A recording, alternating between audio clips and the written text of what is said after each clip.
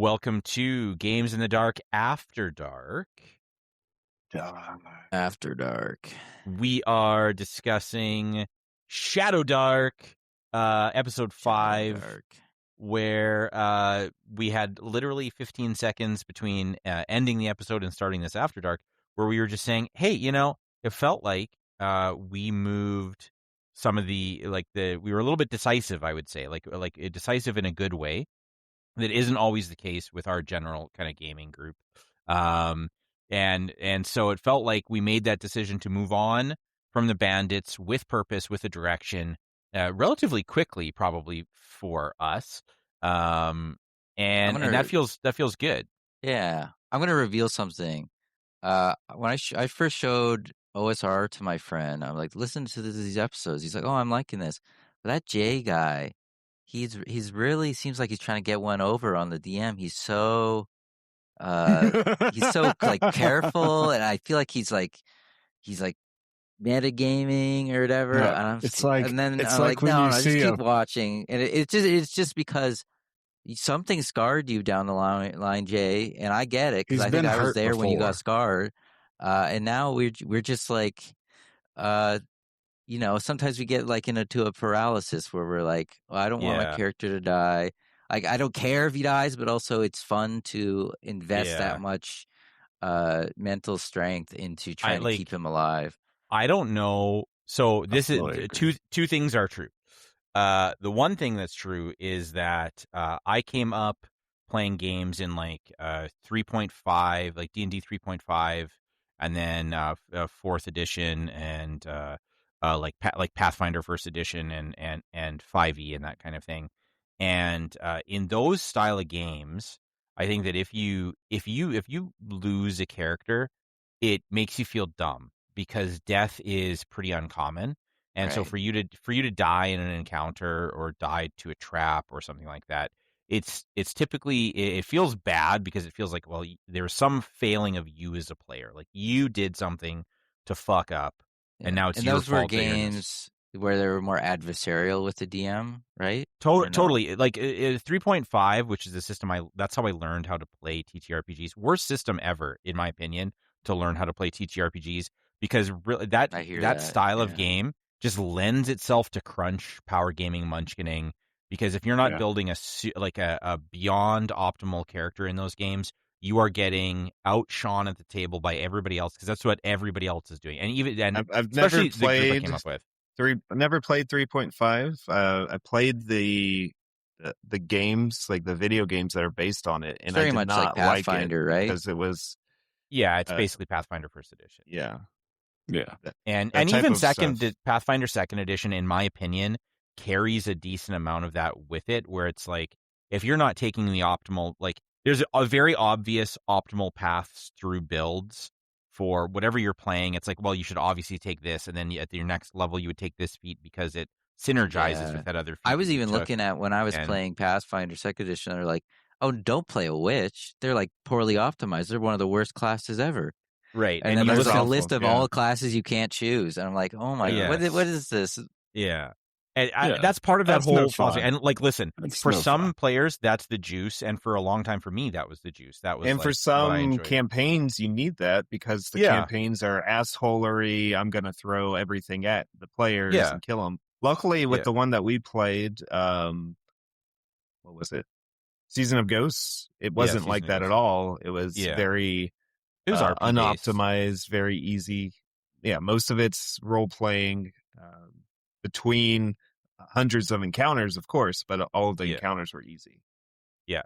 But so to tack on to that, I came up in a system that makes you feel like if you lose, it's because you're a shitty player. It's not because of the story, and it's not whatever, right? It's because you were a dumb human, not even your PC. You were a dumb player. And so it makes you feel bad like about yourself. Because it's like your fault. If it's like Pathfinder, the characters are gods, right?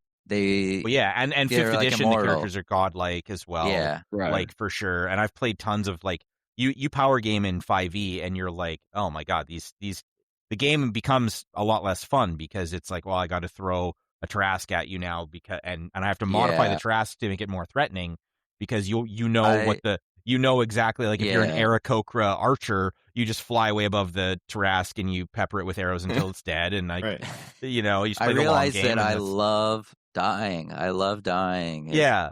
And I would say early on playing with Jamie, one of the games that we played once we diverted from like Pathfinder and stuff like that and started tooling around in other systems was Lamentations, where like you step on the wrong tile and a poison dart comes out of the wall and you're instantly dead. And so those two things together, me feeling like if I lose a player to death, it's because I'm stupid. And then a game that is crazy deadly and is about what you say as a player rather than what your character does, right? Like how you phrase things as a player. The amount of times Jamie in those early sessions would have heard me say, "Jamie, I'm just paranoid, dude. I'm so paranoid." Like that was my that was my mantra for like probably a year playing with Jamie when we went away from Pathfinder, was just like me being a neurotic mess going into even early on when we started playing together, Jay. I remember that being a catchphrase of yours, where it was like, "I'm just being paranoid. I'm being so paranoid that I take a long time of turns, like to super. I'm sorry, guys. No, it's just like I would be just like apologizing nonstop. I'm so sorry. I just want to do the right thing. Like I'm so sorry. Just give me a minute to think through this. Like it nonstop. Like it was always that. And I think that we've now played enough games that aren't Lamentations, and played enough games like going into Blades and Rebel Crown and stuff like that. I feel like it was such a growth as a player for me, because those games, like, you can fuck up and be super suboptimal and still tell a great story, and character death. Yeah. You know, part of like that's my gaming therapy, is like you discover it's not about you having a failing as a player. The ideal situation is, if I'm going to die, can I die in such a way that it serves the story rather than feeling like a random meaningless thing, right? Can I just say, I like heavily defended you, by the way. I was like, what the fuck I appreciate are you talking about? It's just the way he plays, okay? And then to hear you be like, oh, Jay no, is a it's beautiful a problem flower, and you will not defile his I'm getting I think better. two things are true. Like again, not to sound arrogant or toot my own horn. I think I'm okay at RPGs. Like I think I'm okay like at playing and not metagaming too much. I also think that in an old school style of game, there's an expected amount of metagaming on behalf of the players that the system assumes, right? Yeah. There's like this thing where it's like, when you say you're okay at RPGs, do you mean from like a min-max perspective, or do you mean from like just generally playing? Because the interesting thing about RPGs is the game is the story, right? Like, to me anyway. Maybe that's just my read on it. When you say good at RPGs, I think like, I make a compelling story and cool characters. Right. That's how I think too. I think that's what I'm getting. For me, being good at RPGs means like, do I make choices in the game that serve the story, and do I play in an open enough way that the choices I make the game fun for the other people at the table? Do you know what I mean? Like, whether that's right. Okay. I fully agree, and I agree you do that very, very well, like exceptionally well. Yeah, like that sort of thing, and that can be mechanical. Like that can be, do I make this decision at the table to be that like, makes the game fun because, hey, we just crushed some rust monsters with rocks. We didn't have to go into an hour-long fight because I had an idea that happened to work out. Right. Yeah. I mean, if you guys went down there and tried to fight them, you'd be dead. There's 5 rust monsters will destroy you. Yeah. So I guess that's what I mean. It's like it doesn't necessarily only have to be the narrative stuff. It can be the mechanical stuff as well. Yeah. All of those kinds of things wrapped up, I suppose. I think that's true. I think the mechanics, like, as I play more of these games, and with you guys, I've by far played more than I have anywhere else. But as I play more of these games, I'm seeing how like, I used to very much be like, mechanics aren't important at all. It's all about just having some fun with your buddies sitting around. And I think that's true to a degree, but the mechanics can also serve the story in a way that is advantageous. I think back to my Pathfinder character when I was able to like save another character from from a dangerous situation. I'm like, oh, cool. He gets to continue his story because this is going on. And that just happens because I made like a throwing ninja build, basically. And you can definitely get in that mindset if you are playing like 5e and Pathfinder and stuff like that, because you could just be like, I just want to tell a story, and all these mechanics are inhibiting it. So it must be a dichotomy of mechanics or story, and I just want to do mechanic. I just want to do story, and all these mechanics are getting in the way. Exactly. But if you got a simple enough system, like Jamie likes to lean towards, then they kind of complement each other much better. Right. I one of the problems I enjoy Fallout, like in general, the universe setting, everything like that. One of the main problems I have with Fallout is I feel like the 2D20 system, the mechanics occasionally get in the way of the story, or at least the flow of the story. Well, if that was not digitized, then we had to like roll each body part. Right. And we had to like I have the dice like right here. Look at all the effects like the for specialty each gun. dice that cost $25 a box, but that's to make it faster, basically, because they have conversion tables and everything. But like, it's another step. I also, not to shit on Pathfinder, because I really like the art style of Paizo, and I like the thoughtfulness that goes into their adventure paths and all those kinds of things. But I think and I understand that the Pathfinder loyalists are going to be like, the thing you always hear is the math is beautiful and perfect, so the way it's designed is very tight. But I'm not playing a tabletop RPG for perfect math, and I think lack of balance is often a good thing. And so I don't really care about classes all being perfectly balanced and that kind of thing. Like that's at this stage of my life. Maybe when I was in my early 20s, that's the thing I cared more about. But now I don't care about that really at all. But I would say, like, to your point, like, I think playing Pathfinder 2e at the table, I actually think it would be a brutal experience. Like, in terms of trying to tell a story. Yeah. So I haven't played it at, like, a table. It's always been Foundry. But the problem with telling a story in Pathfinder 2e is, like you said, the math, it requires a specific type of encounter that you're going against. And those encounters are only specific creatures. So you can't be like, well, I want this one creature this goblin's only a level 1 creature. They're level 3. They're going to kill it.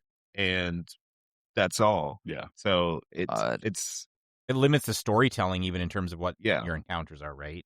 And then in addition, at the table, just all the floating modifiers, the +2s, -2s, +1s, etc., all of those things. That's what 3.5 was. And like, I was used to it when I played 3.5 because it was the game, right? Like, that was D&D at that time. It just dominated the market, and it's what my buddies were playing who introduced me to the hobby. And so therefore it's what I played. And so you got used to the floating, and you know, the people that I played with were pretty good at the quick math. And so, you know, you could get through stuff really quick. But you would get together on a Saturday afternoon to play with guys for 4 hours, and almost all of that time was combat, because if you got in 2 combats, that's there goes the whole afternoon. That's what I've spent my whole life now avoiding my 5e experience in middle school, which was just like trying to get everyone to roll initiative. 5e was out when Mason was in middle school. Yeah, just try and remember what the initiative was, and then trying to tell people what their turn was, and when they got to their thing, they had to flip through a bunch of pieces of paper and then have to roll another thing. And they had shitty attention span because they all are undiagnosed ADHD, and they've never played this before, and we're in middle school. They're all, I don't know, like, I just wanted to tell a story, and then it's a shame that 5e is the popular system that everyone knows about, and it's the one that everyone is willing to try, but there's better systems out there for more narrative play. Blades in the Dark is amazing for that. My buddies all get of the actively mad games at me now because of you, Jamie. The Forged in the Dark has such a rich, like, varied. They had a Humble Bundle sale not that long ago. But your buddies get mad at you, Mason? Yeah, he's like, you and your fucking cipher system. You and your fucking. Because they just want to play 5e or what? Yeah. Yeah. Well, they don't want to learn a new rule set. We played 5e in middle school, and then they like moved away and then like occasionally I see them like, oh, you want to play a game? And then they're like, oh yeah, I got my books that I spent a lot of money on. Let's bust those out. I'm like, no, we can't play a 5e game for a one shot. That'll take like 40 minutes to make a character and you're done. Yeah. It's I got to pull kids on bikes. It takes like 0.0 seconds to make a character, and I get to give you Skittles throughout the whole session. Yeah. And or like Mork Borg or something where it's like, oh, I generated it. It's built. Done. Yeah. You know what's crazy? You talking about playing 5e in middle school, Mason. On Wednesday, I dipped into the school that I'm at. I dipped into our library at the end of the day because one of my buddies that I work with was like, "Hey, come to the library. There's some kids playing D&D in there, and you play D&D, right?" And I was like, "Yeah, I play." And so I dipped into the library, and it's like a lot. It was great, honestly. It's like library full of kids. Like there's probably 20 or 30 kids in there, and they've got their 2014 5th edition PHBs out, and you got like three or four tables of people who are all like it must have been about 20 kids. 3 or 4 tables of kids who are like actively all playing, and they've got their dice all spilled everywhere and the minis. And you got another table of like the artists and drama kids on the side who are like they're drawing character art and they're like writing backstories, and they've got minis out and they're like talking about how they're gonna paint That's stuff. Beautiful, man. And it was like it is really cool, and it's cool that it's accessible, and it's cool that game has enough mainstream traction to feel like so that parents can feel like it's safe and it's not like the 80s with the Satanic Panic or something like that. So it is cool to me as like the gateway kind of drug into the hobby. And so I'm not going to be a total like snobby hipster about 5th edition and be like, oh yeah, boo 5th edition or something like that. I play 5th edition weekly with people at work, at work, right? Yeah. So I'm only snobby about it because you're playing it with me, right? So if you're gonna play with me and have me as a player, you might as well make me happy because I'm the most important guy here. Right? Yeah. Yeah. But it's also true that we're allowed to have different tastes and evolving tastes, and to move away from 5th edition. I just think that I think the cool thing about 5th edition is it exists in a cultural space that is now like kind of normalized and accepted, and I don't lament the fact that it's what people first think of when they think of the hobby, because I think it's safe enough that it gives the hobby like a decent reputation. For me, I tell everyone I'm gonna go play D&D online. Right, exactly. And they know what I mean exactly. Yeah, I don't say I'm gonna go play Shadowdark with my buddies. They could be like, "What the fuck are you talking about? Is that a video game?" But you have to say it's super evil to you. You'd be like, "I have to go play Shadowdark." Yeah, with my friends. I think the thing that I lament to kind of bring it back around is that is not that D&D is like it exists in the space that it does, because I'm glad that it does. It's kind of that it exists uniquely in that space. Like there's probably the second biggest game is Pathfinder, I would say, which is more or less like thematically speaking. It's the one that it's all the cooler, dads and the mechanics come into the library, like Jay. They go, you guys ever hear about Pathfinder? But it is like a fantasy RPG at the end of the day. It's not even like a Shadowdark where it's like dark fantasy or grimdark or sci-fi, anything like that. Like Shadowdark is basically 5e. Right. Basically. Right. It's setting-wise. It's the 5e version of OSR, really. Because it uses it uses advantage, disadvantage, and it uses a bunch of the sensibilities of 5th edition, which I actually and some love. Of them are just very intuitive, like advantage and disadvantage. Like I'm not going to sit here and work out the math and be like, "Oh, that's actually not that advantageous." Would you blah blah blah? I understand that in concept, but also it just feels good to roll the dice again when you mess up. Yeah, like that kind of thing.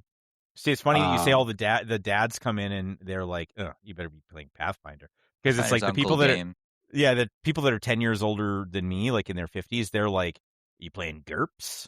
Right? Like, it's like, or they're like, "Where's your BX?" Right? Like, it's like they want something even older, right? Well, what was the game? Gen X here. What was the game that we played with those old dudes who kept falling asleep?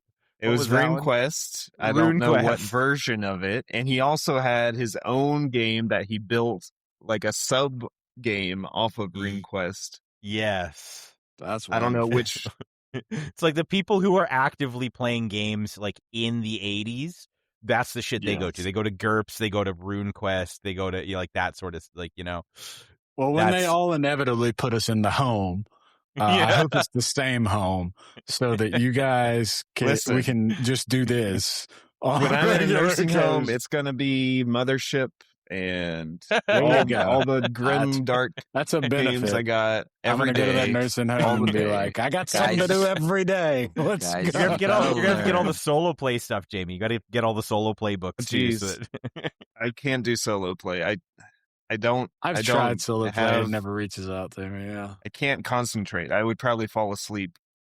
Honestly, I can't That's play funny. with myself. Future old guys out there are gonna have tattoos and Pikachu hats, and that's just something you need to cope with. Sorry, I will find someone to play with. Yep, I'll be in the home. And on that bombshell, that'll do it for us for tonight here on After Dark, and we will see you next time. Next time.